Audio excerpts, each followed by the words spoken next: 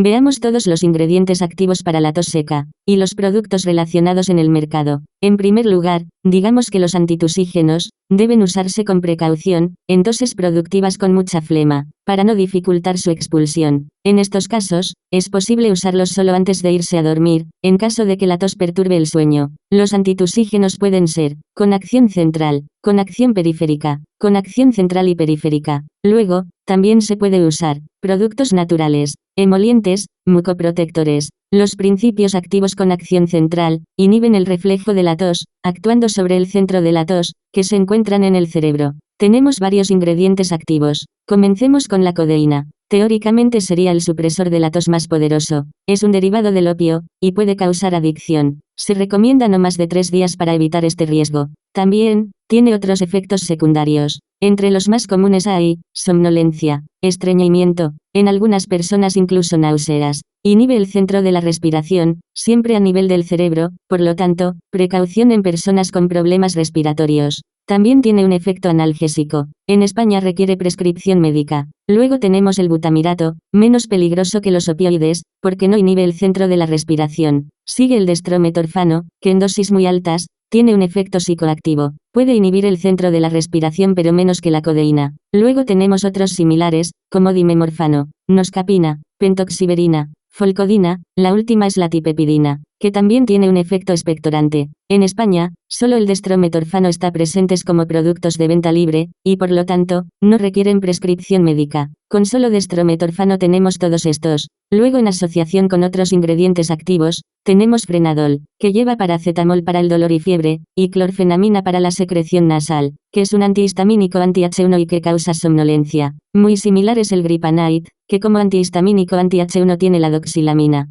Luego tenemos frenadol complex, que también tiene cafeína, y vitamina C. Hay la propalgina plus, que en lugar de cafeína, tiene la fenilefrina, que es un descongestionante para la congestión nasal. También tenemos, Iniston antitusivo y descongestivo, y Zinfatos descongestivo, que llevan un antihistamínico anti-H1 para la secreción nasal, destrometorfano para la tos, y pseudoefedrina para la congestión nasal. Lo siguiente también es similar y además contiene paracetamol. El bisolbon antitusivo, lleva destrometorfano, y además, difenidramina, que es un antihistamínico anti-H1 con efecto para la secreción nasal, y la tos seca, con acción central y periférica. Y como todos los antihistamínicos anti-H1 para la secreción nasal, causa somnolencia. Las pastillas Dr. Andreu se utilizan para el dolor de garganta, con tos seca. El último, contiene guaifenesina para la tos con flema. Ahora veamos aquellos con acción periférica. Actúan sobre los receptores de la superficie de la mucosa, tráquea bronquios, reduciendo el estímulo de la tos. El primero es dropropicina, que puede causar somnolencia. Luego hay oxolamina. Algunos textos científicos también le atribuyen un efecto antiinflamatorio leve. La lidocaína, que es un anestésico real, se puede utilizar en casos particulares. Por ejemplo, durante la intubación, para evitar la tos. En el mercado de venta libre, solo puede encontrar el Tautos. La tercera categoría se refiere a aquellos que tienen una doble acción, central y periférica. La difenidramina, acabamos de decir, es un antihistamínico anti-H1 de generación anterior, y puede causar somnolencia. De hecho, en algunos países se usa como sedante, o para el insomnio ocasional. También es útil para la secreción nasal, y para náuseas y mareos. Luego tenemos mepiramina y clorciclicina similar a la anterior. La cloperastina, ligeramente diferente, tiene un efecto central marcado, y el efecto periférico y se manifiesta como antiespasmódico bronquial. Los otros dos son, benzonatato, que también tiene acción anestésica local, y dibumate, a menudo en asociación con clorciclicina con el nombre de naftoclicina. Vamos a ver en el mercado de venta libre. Podemos encontrar muchos productos con difenidramina, en el mercado para el insomnio, pero, prácticamente también se podría tomar para la tos.